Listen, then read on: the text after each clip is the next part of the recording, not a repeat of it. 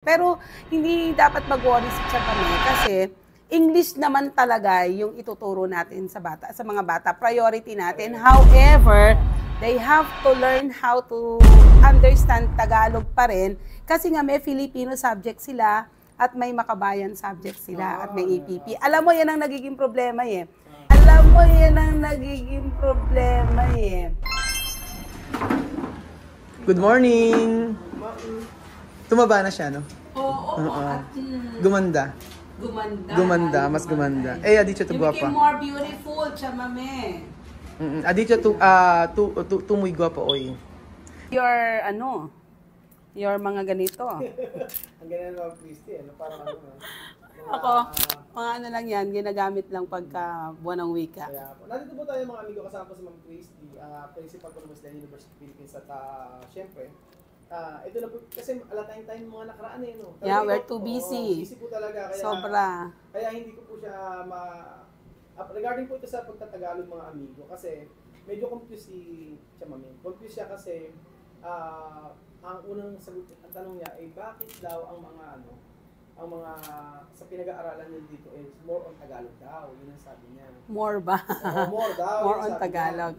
Ngayon, sabi ko, kung ako mag-explain, mauunawaan naman niya. At kasi maraming mga subscriber tayo, tsaka follower tayo na medyo na open. Kasi parang ang sinasabi niya is parang hindi siya komportable na puro Tagalog yung gagamitin, parang gano'n. Okay. So, pero hindi naman pala yun ang intention niya. Na-confuse siya kasi, syempre, culture shock. Pagpunta niya dito, hindi niya alam bakit ang mga tinuturo sa school, akala niya puro English na gano'n. Okay. So, ang gusto niya maintindihan, pag, halimbawa daw, kapag daw bumalik daw sila sa Equatorial Guinea o nagpunta sila sa ibang bansa, hindi naman daw magsasalita ng Tagalog. Bakit daw yun ang tinuturo? Yun ang ano niya. So, na-explain ko naman sa kanya lahat. Kaya lang, mas maganda po siguro talaga na ikaw po ang mag-explain. Kasi para at least, sa inyo na nang galing at bakit talaga dapat ituro yung wikang Tagalog Pilipino dito sa ating sa school natin o sa bansa natin. At mas priority na maunawaan yun ng mga bata. So, i-explain ko na sa kanya. Okay. So, mamaya, no? Antes, mucho Filipino enfadar porque ha dicho, tú has dicho, porque aquí aprender mucho Tagalog, no inglés, ¿no? Sí, mucho Filipino enfadar contigo, porque esto necesito aquí, pero más mejor, directora, explicar todo, porque esto clase de lenguaje, enseñar este país, no? Ayun. Okay na, yung tinagalog po kanina, nasabi ko sa kanya. Okay. So ngayon po, Ma'am Christy, ang tanong ko po ay Ang tanong ni Chamame. Ang tanong ni Chamame, yun, i-explain nyo na lang po sa kanya bakit talaga dapat ay Tagalog ang ituro at kayo na pumahalan. Na hindi naman siguro Tagalog ang kailangan ituro. Okay. Diba? Okay. So, good morning, Chamame. Okay, we are here para explain kung ano yung mga gumugulo sa iyong isip ngayong nitong mga nakaraang araw. Siguro, Kuya Ruel, dahil nga yung naririnig niya ng mga Tagalog, yung ano. First of all, Chamame, you and your children are in the Philippines. Okay? And sa Pilipinas po, alam naman natin lahat na ang national language natin o pambansang wika natin, sakto, kaya ako naka-attire ng ganito dahil magdiriwang tayo ng programa mamaya na buwan ng wika. Dahil nga po, ang salita o pambansang wika ng mga Filipino ay Filipino or Tagalog. Okay? So, mostly, syempre, lahat ng mga Filipino, ang salita, ang unang wika ay Tagalog or Filipino. Okay? So, lahat kami, ang lagi naming salita na ginagamit ay Tagalog or Filipino. Parang ikaw din, Chamame, doon sa bansa ninyo, sa Africa, syempre, yung language nila doon, yun yung usual na gamit nila. Yun yung daily na ginagamit ninyo kasi yun yung wika ninyo. Okay? Ngayon, yung question, bakit puro Tagalog? No, hindi puro Tagalog po yung itinuturo. Actually, ang medium of instruction namin dito sa Wesleyan ay English. But of course, meron tayong dalawang subjects na Tagalog, which is the Filipino and the Makabayan. Itong dalawang subject na to ay tinuturo sa Tagalog. Okay? Of course, yung Filipino eh. At saka yung Makabayan, yung kultura kasi ng Pilipinas ay kailangan ding itinuturo dun sa subject na Makabayan or Social Studies. So dahil nasa Pilipinas nga tayo, itinuturo ito ng Tagalog sa Tagalog para mas maunawaan ng mga bata yung kultura ng Filipino. Yes, we have 2 subjects. The rest of the subjects na kasama sa curriculum na inihanda ng DepEd ay may math tayo. Yung math na yan, English yan, science, at kung ano-ano pang subject. Yon. May ESP pala. EPP, edukasyon sa wastong pantahanan at pangkabuhayan. Edukasyon sa pantahanan at pangkabuhayan. EPP. Itinuturo din to ng Tagalog kasi naman mga Filipino nga yung mga students natin at ituturo yung edukasyon ng pangkabuhayan at pantahanan at pangkabuhayan upang matutunan ng mga bata naman kung paano sila mamumuhay o kung ano yung ginagawa dun sa daily living, dun sa loob ng tahanan, at kung paano din matututo sila na maghanap buhay ng mga simple-simple naman ng mga itinuturo ng mga guro natin sa EPP. So, yun yung mga subjects na itinuturo. The rest ay itinuturo na ng English. Okay? However, nitong nakaraang curriculum natin, meron tayong, kasi ngayon, pinapasok na natin yung matatag Nag-start na tayo sa matatag curriculum. Doon sa dating curriculum natin sa K-12, ipinasok ng DepEd yung mother tongue. Bakit mother tongue? Kasi nga po, for example, kaming nandito sa Cabanatuan, usually Tagalog yung salita dito. Kasi yung English ay hindi naman lahat ng bata o ng estudyante ay marunong mag-English. So, kuminsan mas nahihira kasi syempre second language lang natin ang English. At dapat din naman natin matutunan yung English dahil international language yan. Kailangan na alam natin na kung makipag-communicate kahit saan tayo makarating. Ganun kasi So, yung mother tongue ay in-implement ng DepEd para noon, for example, kung kaming nandito sa sa Cabanatuan, Tagalog ang salita dito, yung science or yung math, kung hindi makuha ng English, ay ipapaliwanag pa rin sa Tagalog. Mga ganyan. So, yun yung mga reasons kung bakit kailangan talaga na may Tagalog. Okay? Unang-una, dahil nasa Pilipinas nga tayo. Okay? Number 1, nasa Pilipinas tayo, Chamame. So, kailangan matutong mag-Tagalog. Siguro, ang ni Chamame, ang dialect kasi nila ay Espanyol di ba? Kaya iniintindi niya na pag bumalik na sila doon, baka hindi na marunong mag-Espanyol yung mga anak niya. Ayun. Sige, i-explain natin yun. Di ba? Ayun, tama. Chamame, lengguahe de Pilipinas, Tagalog, no? Filipino, Filipino. Ella ha dicho, necesito estudiar esto porque esto país Pilipinas, no? Ella ha dicho, solo tu pensar cuando tú volver tu país, no va a hablar español, así, solo Tagalog, no así. Ayun. Pero Kuya Ruel, ang biling ko naman po sa mga especially dun sa nag-tutor, dun sa ating mga anak na mga galing sa Equatorial Guinea, ay English muna. English. Oo. Kaya lang somehow, dahil ang mga kasama nila sa classroom, yung mga classmates nila, ay nagsasalita ng Tagalog, meron din silang magagrasp dyan So little by little, they will also learn how to speak Tagalog. Pero hindi dapat mag-worry si Chamame kasi English naman talaga yung ituturo natin sa mga bata. Priority natin. However, they have to learn how to understand Tagalog pa rin kasi nga may Filipino subject sila at may Makabayan subject sila at may EPP. Alam mo, yan ang nagiging problema Yung mga estudyante natin na galing ng Amerika, ng ibang bansa actually, na nagda-transfer dito, may mga galing ng Saudi, ng Dubai, ng UAE, ng US, ng Pag uwi na nila dito sa Pilipinas at nag-enroll sila dito, lahat sila English speaking. And they do not know how to speak Tagalog. And they do not understand how to speak Tagalog. Hindi rin nila naintindihan yung Tagalog. So pag nagbasa sila ng book at nag-discuss si teacher ng Tagalog, hindi nila naiintindihan. Kaya usually po, hinihiling natin din sa mga parents na kahit sana, kasi mga Filipino naman sila, kahit sana nasa ibang bansa sila, hindi pa rin dapat kalimutan yung pagsasalita ng Tagalog. Pero kaya lang, meron naman ding mga nagsasabi na, ma'am, sa bahay naman po Tagalog kami mag-usap kaya lang sila tatagalogin namin pero sila English na sasagot. So, kasi nga, yun yung culture doon. I mean, yun yung dialect doon. Kaya yun yung nag-grasp nila. So, si Chamame, wag ding mag-worry na mag-grasp ng mga bata na magsalita ng Tagalog because they have to. Dahil nandito sila sa Pilipinas. Kailangan din nilang, hindi lang English yung matutunan nila, kailangan din nila matutunan Tagalog. The fact na dito sila nag-aaral sa Pilipinas. Kasi mahirapan sila, Kuya Ruel, pagka hindi sila nag-aral din ng Tagalog. Dahil may mga Tagalog o Filipino subjects nga tayo. Ganon.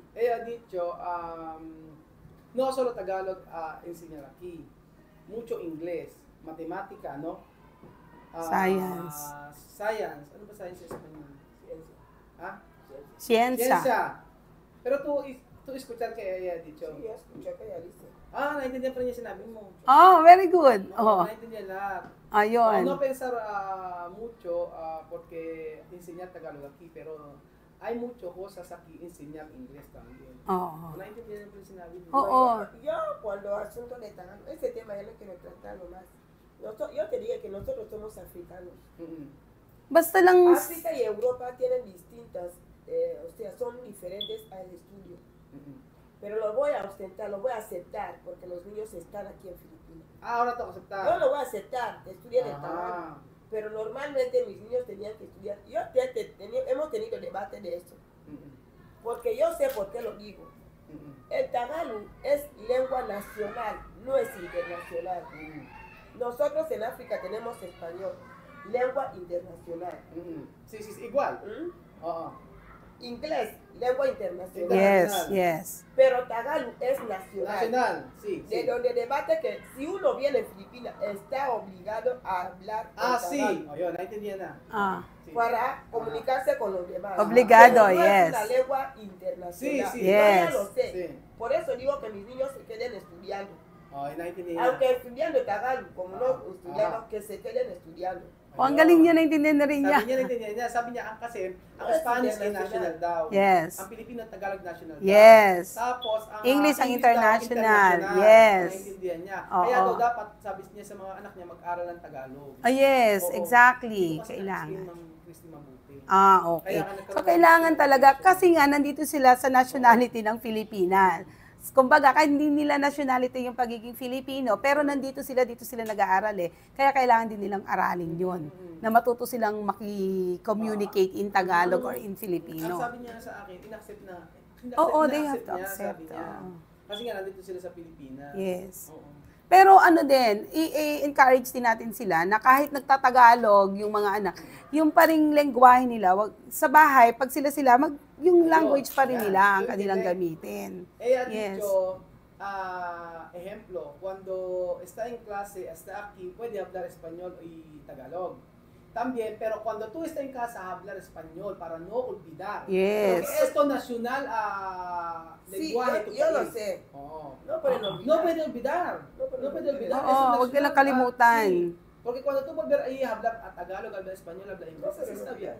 Kasi somehow, uuwi rin sila dun sa bansa nila Halimbawa, nakatapos na pag-aaral yung mga bata and they decided to go back to their country, o di ba? Kasi dapat pagdating nila dun sa country nila, they still know how to speak the language they have there. Hablar español también. Porque cuando tú y tu familia volver allí para saber español, no va a olvidar, y también inglés, porque inglés es importante. Oo. Sí, porque That's yo no the necesito, porque el inglés es internacional. Yeah. Pero el Tagalog es nacional. Yeah. El Tagalog les va a ser como su lengua oficial de aquí. Sí. Pero el inglés le va a ser para internacional, para Internacional. comunicación internacional. Yes. Sí, cuando ir a otro país no tiene problema, Nigeria, Es lo que digo. América, Canadá, todos así puede entender inglés. Pero mami, aquí necesito hablar inglés. Yeah. So, English talaga. Medyo, talaga yun ang number one na dapat ituro sa kanila, sa mga students natin na mga African. Yung mga English. Sabi ko dun sa mga teachers, yun yung i-priority muna na maintindihan kasi mas marami naman yung subjects na English. However, they still have to learn nga how to speak Tagalog and understand Tagalog. Kasi nandito sila sa Pilipinas at may mga subjects din. Sabi niya, ina-accept ko na mag-aaral sila ng Tagalog. They will learn how to speak English, chamame. Yeah, let's just wait kasi it's not overnight na we can do it. It will take time. It will really take time. English, poco. Yeah. No pwede un día, dos días. No, Even no, yung no, Filipino, no, even yung porque Filipino. Antes, cuando los niños empezaban aquí, ellos tenían esta queja, Yeah. que en clase solo Tagalog, mucho Tagalog. Pero ahora, desde que yo he hablado esto, ya hay mezcla de inglés y Tagalog. Sí, ahora bien. Ahora ya hay mezcla. Antes no había mucho, no había inglés. Porque los de misma ahí, Alima y Sofi, su señorita cuando entra tiene ordenador, solo Tagalog. Pero ahora ya hablan inglés ahí. Habla inglés. Yeah. Yun.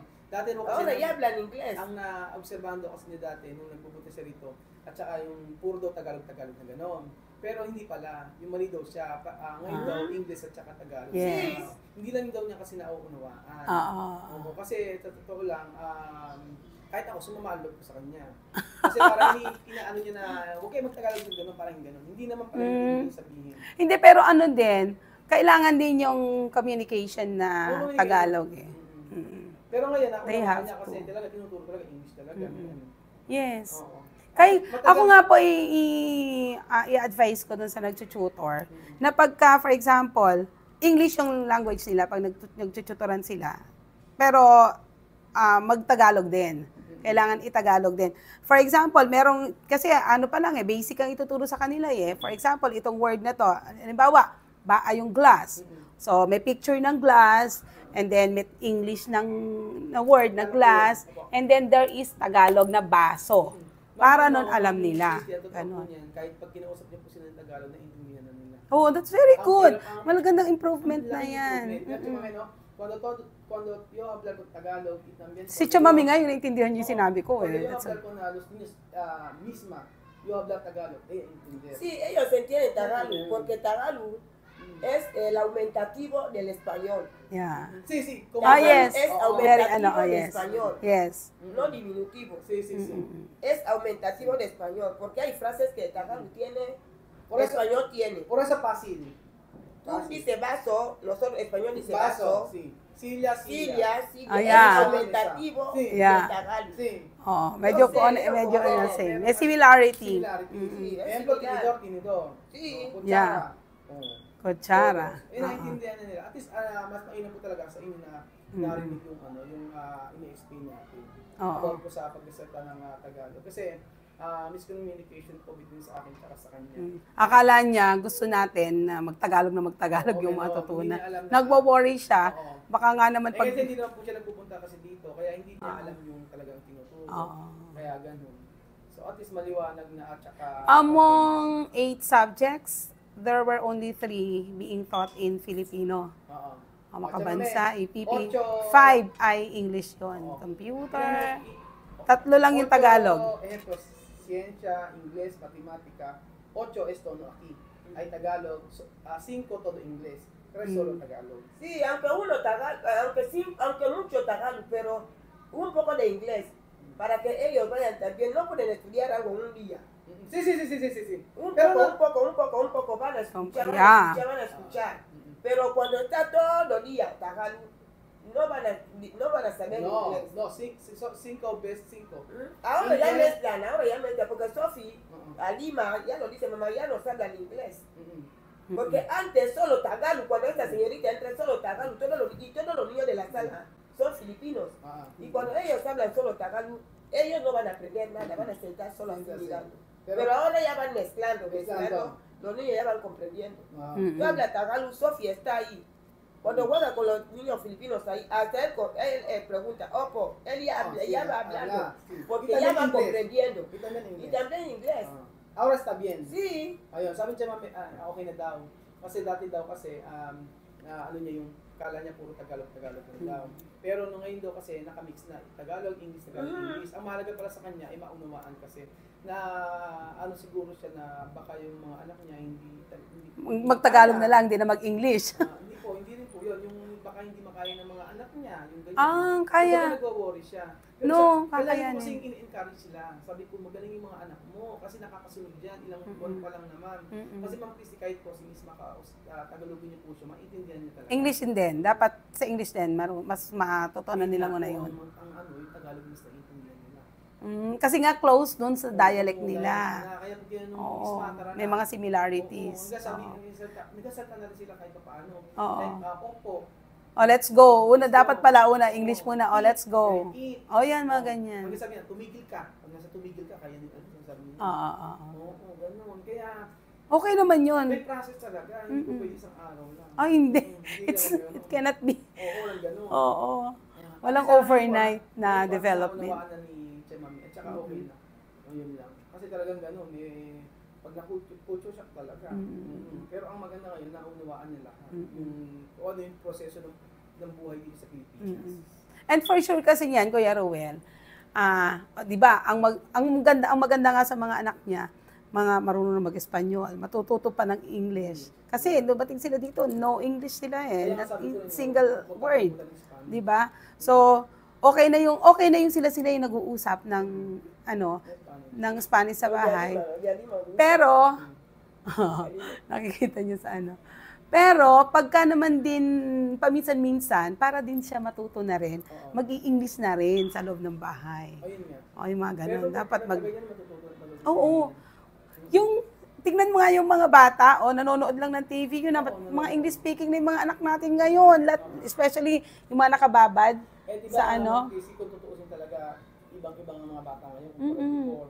Kasi bakit daw ako naa-amaze sa mga bata nag-i-English, ngayon daw ganun na. Oo, ganun na ngayon. Yung panahon natin, hindi naman po ganun talaga. Yes. Struggle ang pag-i-English noon. Struggle. You have to learn it. Hanggang high school po talaga yung English, kahit nung Yes. tinuturo talaga yan. So ayun po mga amigo, salamat po kay Ma'am Christy at least naliwanagan na po si PSS. At hindi ko na kailangan i-Espanyol kasi naintindihan. That's very good. Salamat po. Thank you and welcome din po sa inyo.